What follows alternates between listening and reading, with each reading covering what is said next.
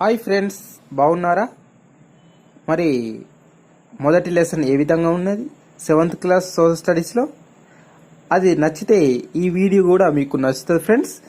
దీన్ని ఇంగ్లీష్లో మరియు తెలుగులో బోధించడం జరుగుతుంది. కాబట్టి మీరు ఈ ఛానల్ కూడా ఎవరైతే సబ్స్క్రైబ్ చేయకపోతే సబ్స్క్రైబ్ చేయండి ఫ్రెండ్స్. లైక్ చేయండి, షేర్ చేయండి ఫ్రెండ్స్. ఈరోజు నుండి ఈ లెసన్ నుండి మనం క్లాస్ 1, క్లాస్ 2, క్లాస్ 3గా ఆ విధంగా చెప్పుకోవడానికి ప్రయత్నం చేస్తున్నాం. మనం ఇది క్లాస్ 1గా భావించాలి. కాబట్టి మీరు చూడండి, మీకు నచ్చితే లైక్ చేయండి, నచ్చకపోతే కింద డిస్లైక్ చేయండి ఫ్రెండ్స్. కానీ సబ్స్క్రైబ్ చేయక మర్చిపోకండి ఫ్రెండ్స్. మరి మీ కామెంట్ బాక్స్లో మీకు కావాల్సిన వీడియో కోసము మీరు కామెంట్ పెట్టండి ఫ్రెండ్స్. మీ కామెంట్ పెట్టిన వీడియోను తప్పకుండా నేను చేస్తాను ఫ్రెండ్స్. మరి వర్షము, నదులకు వెళ్దాం. భూమి పైన ప్రాణకోటి జీవించడానికి నీరు మూలాధారం. భూమి ఉపరితలంలో 71% పైగా నీరు ఆవరించి ఉందని మనకు తెలుసు. పంటలు పండించడానికి మనం నీటి మీద ఆధారపడి ఉన్నాం. కానీ సంవత్సర కాలమంతా మనం ఒకే విధమైన నీటిని పొందడం లేదు. అంతటా ఒకే నాణ్యత గల నీరు లేదు. ఏ నెలల్లో వర్షాలు పడుతున్నాయి? మన గ్రామంలో లేదా పట్టణంలో ఎక్కువ నీరు ఏ భాగంలో ఉంది? తక్కువ నీరు ఏ భాగంలో ఉంది? మంచి నీరు అంటే మంచి త్రాగే నీరు, ఉప్పు నీరు లేదా కఠిన జలం ఎక్కడ లభ్యమవుతుంది అంటే ఎక్కడ దొరుకుతుంది? ఇవన్నీ విషయాల గురించి మన ఫ్రెండ్స్ తోటి మాట్లాడుకుందాం. మాట్లాడుకొని వాటి గురించి తర్వాత అధ్యయనంలో నీటి లభ్యతలో వైవిధ్యము, దాని పర్యవసనాలు మొదలైన అంశాలను గురించి మరింతగా తెలుసుకుందాం ఫ్రెండ్స్. ఈ రోజున వర్షం, నదులు అంటే రెయిన్ అండ్ రివర్స్ గురించి చెప్పుకుంటున్నాము. ఇది పార్ట్ 1 అంటే మొదటి భాగం. సూర్యుడు, మేఘాలు, వర్షపాతం. సూర్యుడు, మేఘాలు, వర్షపాతం. దీన్ని సన్, క్లౌడ్స్ అండ్ రెయిన్ఫాల్ అంటాం. భరించలేని వేసవి కాలమైన అంటే ఏప్రిల్, మే, జూన్ల తర్వాత వర్షపాతం వస్తుంది. కొన్ని నెలల పాటు ఉంటుంది. వర్షం ఎలా కురుస్తుంది? వర్షాన్నిచ్చే మేఘాలు ఎక్కడ నుండి వస్తాయి మీకు తెలుసా? మీకు తెలిసిన అంశాలేవో ఆలోచించి వాటిని గురించి మీ తోటి ఫ్రెండ్స్ తోటి మాట్లాడుకోండి. నెక్స్ట్, నీరు ఆవిరి కావడం అంటే బాష్పీభవనం. ఇంగ్లీష్లో ఏమంటారు? ఎవేపరేషన్. ఎవేపరేషన్ అంటాం ఇంగ్లీష్. ఎవేపరేషన్ అంటే బాష్పీభవనం అని అర్థం. బాష్పీభవనం అంటే ఎవేపరేషన్స్. సూర్యోదయానికి ముందే ప్రణవి నిద్ర లేచి వేడి నీళ్లతో స్నానం చేయాలని పొయ్యి వెలిగించి ఒక పాత్రలో నీటిని వేడి చేయసాగింది. నీరు వేడెక్కి నీటి ఆవిరి పొగ రూపంలో పాత్ర పైన గల మూతకు తగిలింది. మూత తీసినప్పుడు బయటి చల్లని గాలి ఆ ఆవిరిని తగలగానే నీటి ఆవిరి నీటి బిందువులుగా మారి మళ్ళీ నీటి పాత్రలోనే పడ్డాయి. ఇది గమనించిన ప్రణవి నీరు వేడెక్కి నీటి ఆవిరిగాను, నీటి ఆవిరి చల్లబడి నీరుగాను మారుతుందని ఈ యొక్క ప్రణవి గారు తెలుసుకున్నారు. ఈ వర్షపు కథ నీటి ఆవిరితో మొదలవుతుంది. నీటి ఆవిరి అంటే ఏమిటి? మీరు తడిసిన బట్టల్ని బయట ఆరవేస్తే కొంతసేపటికి అందులోని నీరు అదృశ్యమవుతుంది, బట్టలు ఆరిపోతాయి. అదేవిధంగా ఒక పళ్ళెంలో కొద్దిగా నీరు పోసి ఎండలో ఉంచినట్లయితే 2 రోజుల్లో ఆవిరైపోవచ్చు. బట్టల్లోని నీరు, పళ్ళెంలోని నీరు ఆవిరి బట్టల్లోని నీరు, పళ్ళెంలోని నీరు ఆవిరై గాలిలో కలిసిపోతుంది. ఈ విధానాన్ని బాష్పీభవనము అని చెప్పడం జరుగుతుంది. బాష్పీభవనం లేదా ఆవిరవడము అని అంటాం. బాష్పీభవనం లేదా ఆవిరవడము అని అంటాము.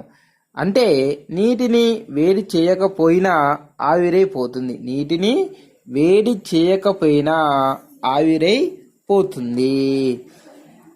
ఇక్కడ మనము గమనిద్దాం ఫ్రెండ్స్. మరి భూమి ఉపరితలం మీద మహాసముద్రాలు, నదులు, సరస్సులు మొదలైన జలభాగాలు ఉన్నాయి. వీటి నుండి నీరు ఎడతెగకుండా ఆవిరవుతూ ఉంటుంది. ఎక్కడ తేమ ఉంటే అక్కడ ఆవిరై గాలిలో కలుస్తుంది. ఈ బాష్పీభవనము మన శరీరం నుండి, చెట్ల నుండి, నేల నుండి జరుగుతుంది. ఉష్ణోగ్రత పెరిగే కొద్దీ నీరు తొందరగా ఆవిరి అవుతుంది.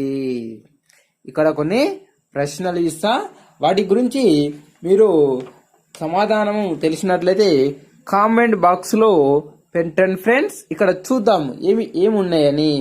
చూసినట్లయితే ఏ కాలంలో ఎక్కువ బాష్పీభవనము ఉందో ఆలోచించండి.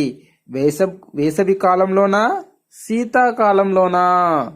అదేవిధంగా ఇంగ్లీష్లో చూద్దాం. In which season would there be more evaporations, summer or winter?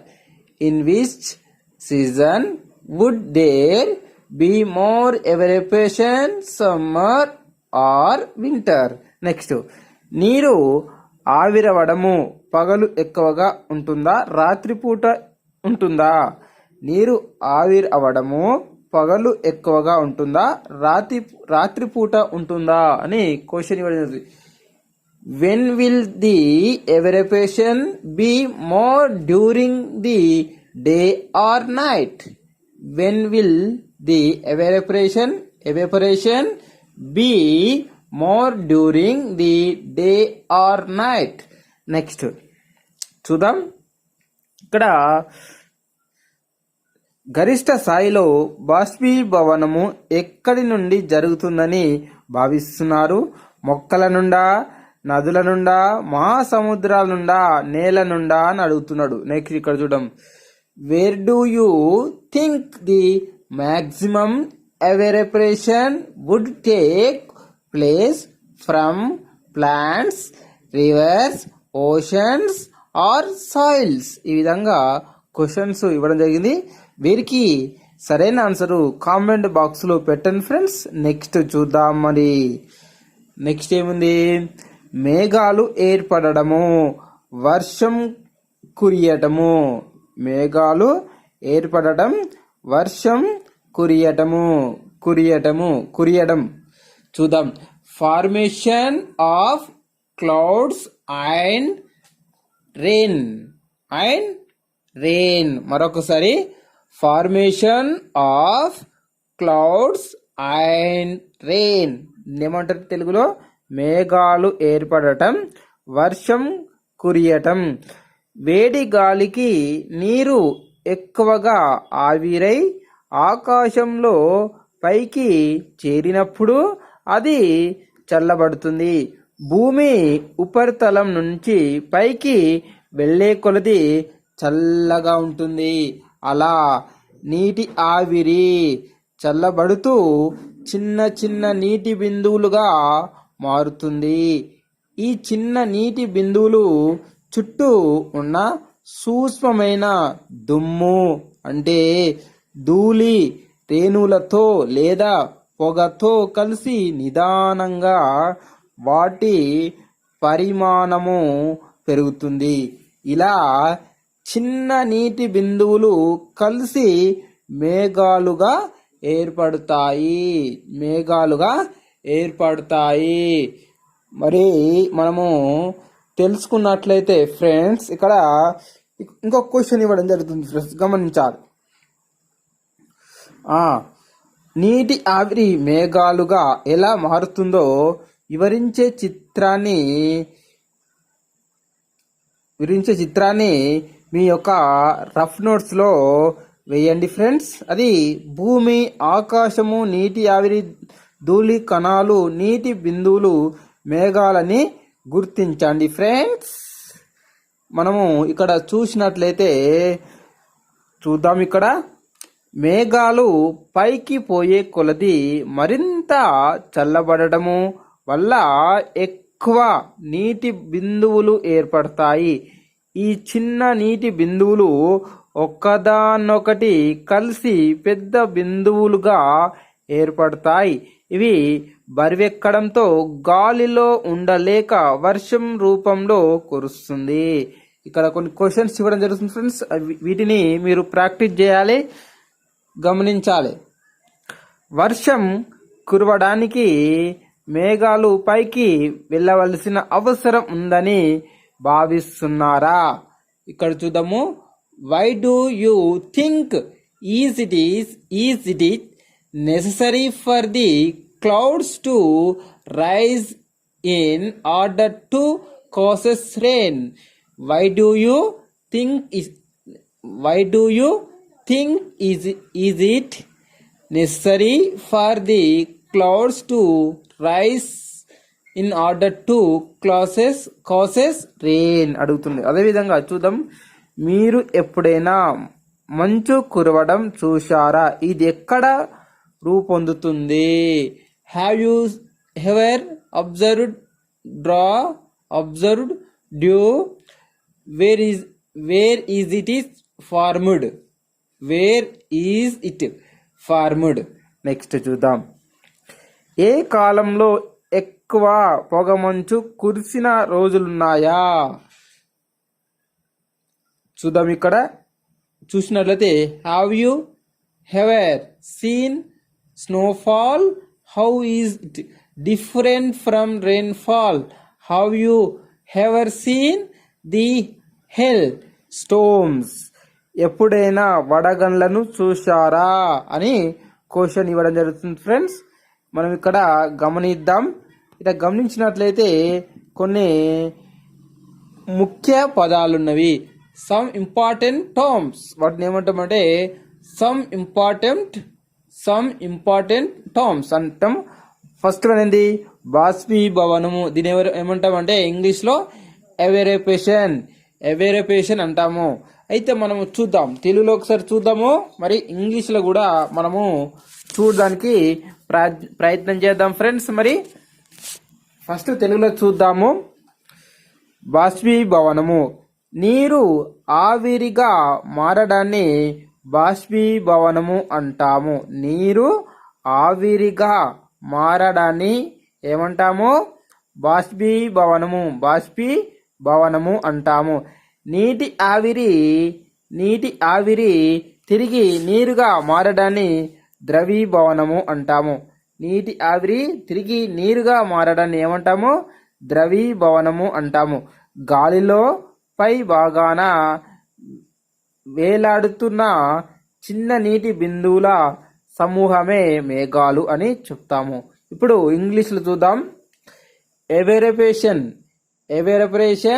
Change of water into vapours is known as evaporation. The process in which water vapour changes into water is called conditions. Clouds are tiny droplets of water hanging in the air above. Is called evaporations. Next చూద్దాం జల చక్రము. జల చక్రం గురించి చూద్దాము. సముద్రాల నుండి నీరు ఆవిరై ఆకాశంలో మేఘాలుగా తయారై వాటికి చల్లని గాలి తగలగానే వర్షిస్తాయి. ఆ నీరు పల్లపు ప్రాంతాలలో ప్రవహిస్తూ నదులుగా ఏర్పడి తిరిగి సముద్రంలో కలుస్తుంది. ఇదే ప్రక్రియ నిరంతరము కొనసాగుతుంది. దీన్ని ఏమంటాము? జలచక్రము అంటాము. ఇక్కడ చూద్దాము జల చక్రాన్ని ఇంగ్లీష్లో వాటర్ సైకిల్ అంటాము. The process of water evaporating from the seas, forming clouds in the sky, coming down as rain, flowing down the slopes on land in the form of rivers, and finally joining the sea is called the water cycle. Next చూద్దాం అవపాతము. వివిధ రూపాలలో గాలిలోని తేమ భూమి మీద పడడాన్ని ఏమంటాము? అవపాతము. వివిధ రూపాలలో గాలిలోని తేమ భూమి మీద పడడాన్ని ఏమంటాము? అవపాతం అంటాము. దీనే ప్రిసిపిటేషన్ అంటాము. ఇది మంచుగా, వర్షంగా, పొగమంచు, తుషారంగా, వడగండ్లుగా మొదలైన అనేక రూపాలలో ఉంటుంది. చూడండి అవపాతం అంటే ఏమిటి? అవపాతం అంటే ఏమిటి? వివిధ రూపాలలో గాలిలోని తేమ భూమి మీద పడడాన్ని ఏమంటాము? అవపాతం అంటాము. ఇది మంచుగా, వర్షంగా, పొగమంచుగా, తుషారంగా, వడగండ్లుగా మొదలైన అనేక రూపాలలో ఉంటుంది. దీన్ని ఇంగ్లీష్లో చూద్దాం. Precipitations, different forms of conditions of water evaporates. దీన్ని ఏమంటాము? Of water evaporates is known as the precipitation. This might take place in the form of dew, fog, rain, snow or hail. చూద్దాం మరొకసారి. different forms of conditions of water vapors is known as precipitation. This might take place in the form of dew, fog, rain, snow or hail అని చెప్పడం జరుగుతుంది. Next చూద్దాం last one ఆర్ద్రత మనం చూద్దాం friends. ఆర్ద్రత అంటే ఏమిటో మనము చూద్దాము. కంపల్సరీ ఇది ఎగ్జామ్లో 2 మార్క్ క్వశ్చన్ కింద అడగడం జరుగుతుంది ఫ్రెండ్స్. కాబట్టి కంపల్సరీ దీన్ని ఫోకస్ చేయాలి. చూద్దాము ఆర్ద్రత. వాతావరణంలో అదృశ్యంగా ఉన్న నీటి ఆవిరిని ఏమంటాము? ఆర్ద్రత లేదా తేమ అని కూడా అంటాం. తేమ అంటే ఏమిటి అని అడగొచ్చు. ఆర్ద్రత అంటే ఏమిటంటే రెండు ఒకటే ఫ్రెండ్స్. తేమ అన్న ఒకటే, ఆర్ద్రత అన్న ఒకటే. వాతావరణంలో అదృశ్యంగా ఉన్న నీటి ఆవిరిని ఆర్ద్రత లేదా తేమ అంటాం. ఉష్ణోగ్రతతో పాటు ఆర్ద్రత కూడా పెరిగినప్పుడు మనకు అసౌకర్యంగా ఉంటుంది. చెమట త్వరగా ఆవిరిగాక ఊకగాను జిగటగాను ఉంటుంది. దీన్ని ఆర్ద్రత లేదా తేమ అంటాము. ఇక్కడ చూద్దాము ఇంగ్లీష్లో humidity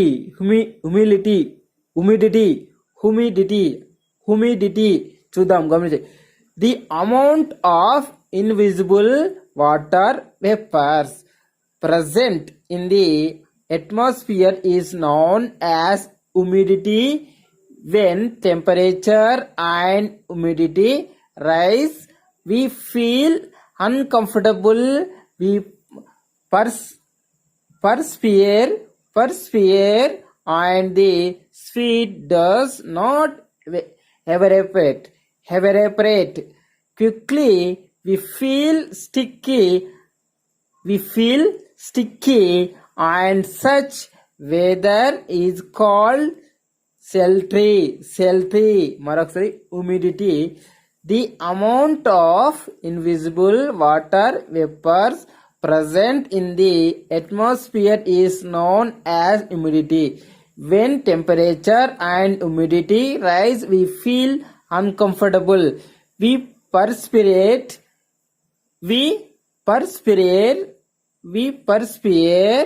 and the sweat does not evaporate quickly. We feel sticky, and such weather is called సాల్ట్రీ చూద్దాం. నెక్స్ట్ మనం చూసినట్లయితే పవనాలు మేఘాలు, విండ్స్ అండ్ క్లౌడ్స్. పవనాలు మేఘాలు చూద్దాం. విండ్స్ అండ్ క్లౌడ్స్ చూద్దాం. భూమి ఉపరితలం మీద అన్ని ప్రాంతాలలో నీరు ఆవిరిగా మరి మేఘాలుగా ఏర్పడుతున్నాయి. మహాసముద్రాల ఉపరితలాల్లో నీరు అత్యధికంగా ఆవిరై మేఘాలుగా ఏర్పడతాయి. మొత్తం మీద మహాసముద్రాలు నీటితో కొన్ని వేల కిలోమీటర్ల వరకు వ్యాపించి ఉన్నాయి. తత్ఫలంగా వర్షపాతము లేదా వర్షాలు మహాసముద్రంలో అత్యధికంగా కురుస్తున్నాయి. మేఘాలు కూడా కొన్ని వేల కిలోమీటర్లు ప్రయాణించి మనకు వర్షిస్తున్నాయి. వాటిని ఏవి భాగంలోకి తీసుకువస్తున్నాయో మనకు తెలుసా అని క్వశ్చన్ అవడం జరుగుతుంది. ఇక్కడ చూడండి ఏమంటున్నాము, పవనాలు మేఘాలు అంటే విండ్స్ అండ్ క్లౌడ్స్ అంటున్నాము. ఇక్కడ చూడు, వర్షాకాలంలో గాలి ఏ దిశ నుండి వీస్తుంది? చూడండి, వర్షాకాలంలో గాలి ఏ దిశ నుండి వీస్తుంది? దీని సరైన ఆన్సర్ మీరు పెట్టాలి. ఇంగ్లీష్లో చూద్దాం ఒకసారి. From which direction does the winds blow during the rainy season? మరొకసారి, from which direction does the wind blow during the rainy season? వర్షాకాలంలో గాలి ఏ దిశ నుండి వీస్తుంది అని అడుగుతుంది ఇక్కడ. ఈ పవనాలు అరేబియా సముద్రం నుంచి బంగాళాఖాతం మీదుగా వీస్తున్నాయి. చూడండి, ఈ పవనాలు అరేబియా సముద్రం నుంచి బంగాళాఖాతం మీదుగా వీస్తున్నాయి. ఇవి వర్షాన్నిచ్చే మేఘాలను రవాణా చేస్తాయి. వీటినే ఋతుపవనాలు అంటాము. ఇక్కడ చూడండి, these winds come all the way from the Arabian Sea and the Bay of Bengal, and they transport the rain clouds. They are called monsoon winds. They are also called southwest monsoon winds, as they blow from that direction. The winds blow only in the summer. చూద్దాం, ఇక్కడ ఈ పవనాలు Arabia సముద్రం నుంచి బంగాళాఖాతం మీదుగా వీస్తున్నాయి. ఇవి వర్షాన్నిచ్చే మేఘాలను రవాణా చేస్తాయి. వీటినే ఋతుపవనాలు అంటాం. ఇవి నైరుతి దిశ నుండి వీస్తాయి కాబట్టి వీటిని నైరుతి ఋతుపవనాలు అని కూడా అంటాము. ఇవి వేసవి కాలంలో మాత్రమే వీస్తాయి. వేసవి కాలంలో మాత్రమే వీస్తాయి. ఈ ఋతుపవనాలు రెండు శాఖలు. ఒకటి అరేబియా సముద్రం నుండి వీచే పవనాలు, రెండు బంగాళా మీదుగా వీచే పవనాలు. ఈ యొక్క పటంలో మనము గుర్తించవచ్చు. ఇందులో బాణం గుర్తులు పవన దిశను సూచిస్తూ ఉన్నాయి. అదేవిధంగా మనం చూద్దాం, ఇక్కడ కొన్ని క్వశ్చన్స్ చూద్దాం. బంగాళాఖాతంలో ఏర్పడిన మేఘాలను పవనాలు దేశంలోని ఏ ప్రాంతంలోకి తీసుకొని పోతాయి? Towards which parts of the country would the winds take the clouds from the Bay of Bengal? Next, Arabia సముద్రంలో ఏర్పడిన మేఘాలను పవనాలు దేశంలోని ఏ ప్రాంతానికి తీసుకొని పోతాయి? Towards which parts of the country would the winds take the clouds from the Arabian sea. Next, పవనాలు పశ్చిమ బెంగాల్కు, ఢిల్లీకి, లక్నోకు ఋతుపవనాలను ఏ దిశ నుండి తీసుకుపోతున్నాయి? చూద్దాం ఇక్కడ. From which direction would the winds blow to bring monsoon rains to West Bengal, Lucknow and Delhi? పవనాలు ముంబైకి, హైదరాబాద్కు, బెంగళూరుకు ఋతుపవనాల్ని ఏ దిశ నుండి తీసుకొని పోతున్నాయి?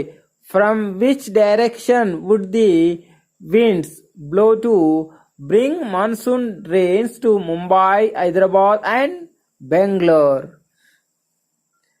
నెక్స్ట్ చూద్దాం ఫ్రెండ్స్, తెలంగాణలో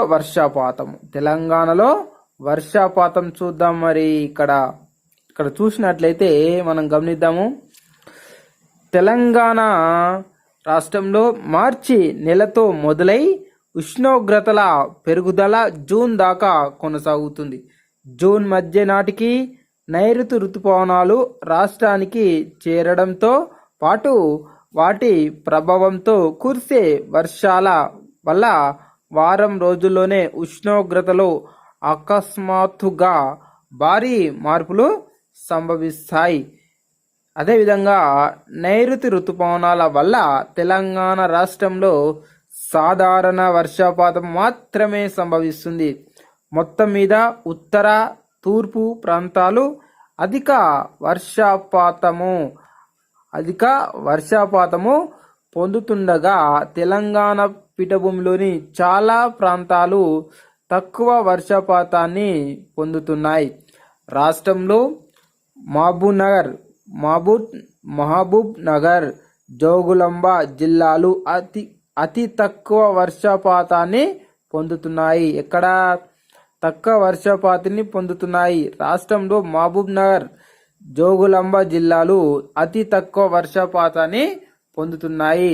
అదేవిధంగా సముద్రాల నుండి నీటి ఆవిరిని మోసుకొస్తున్న పవనాలకు పర్వతాలు అడ్డుగా ఉన్నప్పుడు వాటిని తప్పించడానికి పైకి లేచే సందర్భంలో పైన చల్లగాలి తగిలి ద్రవీభవించి ఆ పైన వర్షపాతము సంభవిస్తుంది.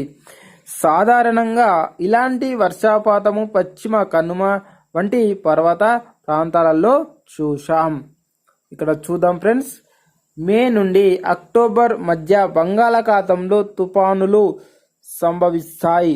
ఈ ప్రాంతాలను ఈ తుఫానుల వల్ల మనకు వర్షాలు రావచ్చు లేదా రాకపోవచ్చు. అది ఆ తుఫాన్లను తీరం దాటాక వెళ్ళే దిశ, వాటి విస్తృతిని బట్టి ఉంటుంది.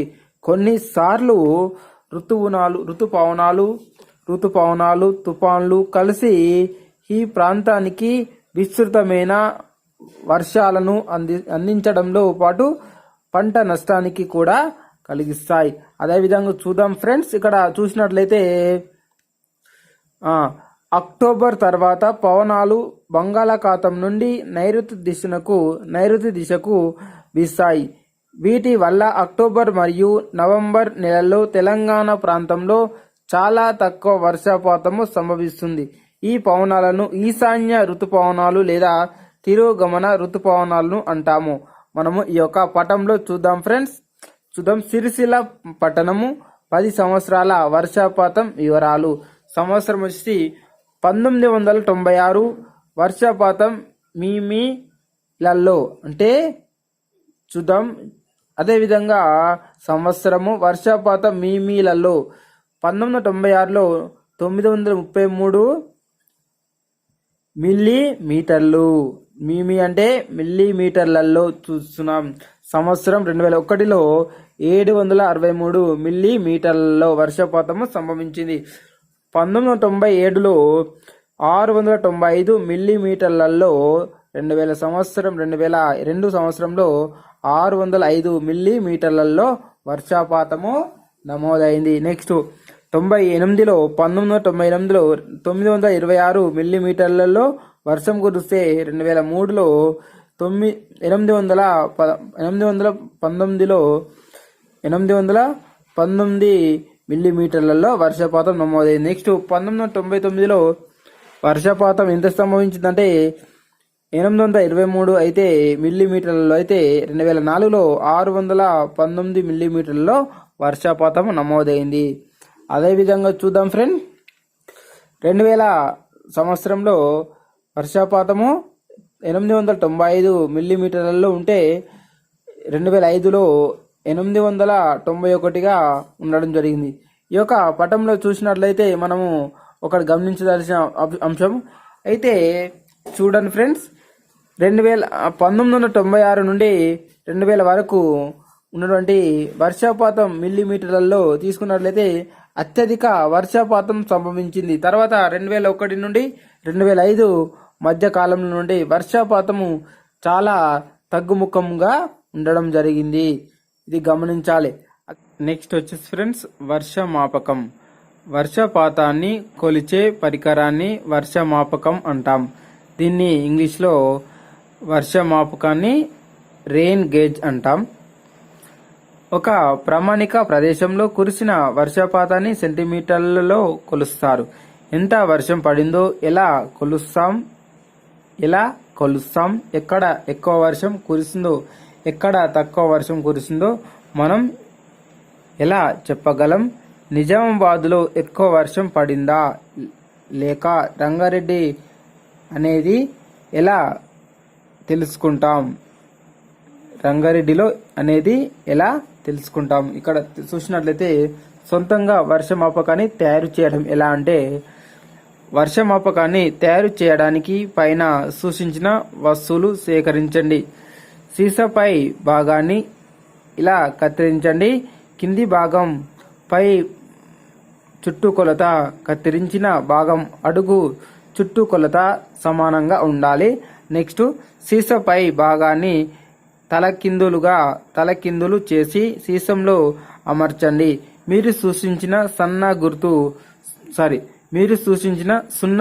గుర్తు వరకు సీసాను ఇసుకతోనూ నీటితోనూ నింపండి. అదేవిధంగా ఇప్పుడు బయట ఖాళీ స్థలంలో సీసాను ఉంచండి. సీసాలోకి వర్షం పడుతున్నప్పుడు ఏవి అడ్డు పడకుండా చూసుకోవాలి. తర్వాత స్కేల్తో నీటి పరిమాణాన్ని కొలవాలి. కొన్ని రోజుల అలా సీసాను ఖాళీ స్థలంలో ఉంచినట్లయితే ఒక వారంలో లేదా నెలలో ఎన్ని సెంటీమీటర్ల వర్షం పడిందో తెలుసుకోవచ్చు. వర్షం పడుతున్నప్పుడు సీసాలోని నీటి మట్టం పెరుగుతుంది. స్కేలు సాయంతో నీటి ఎత్తును కొలిసి మీ ప్రాంతంలో ఎన్ని సెంటీమీటర్లు వర్షం పడిందో తెలుసుకోవచ్చు. నెక్స్ట్ వీడియోలో మనము రెండవ భాగం అంటే పార్ట్ 2 అంశాన్ని గురించి మనము క్లాస్ 2లో మనము చెప్పుకుందాము. ఈ క్లాస్ మొత్తం అయిపోయినాక మీకు కొన్ని క్వశ్చన్స్ కూడా ఇవ్వడం జరుగుతుంది. ఆన్సర్ కూడా బ్రాకెట్ వైజ్గా నేను ఆన్సర్ కూడా చెప్పడానికి నేను సిద్ధంగా ఉన్నాను ఫ్రెండ్స్. అంతవరకు సెలవు.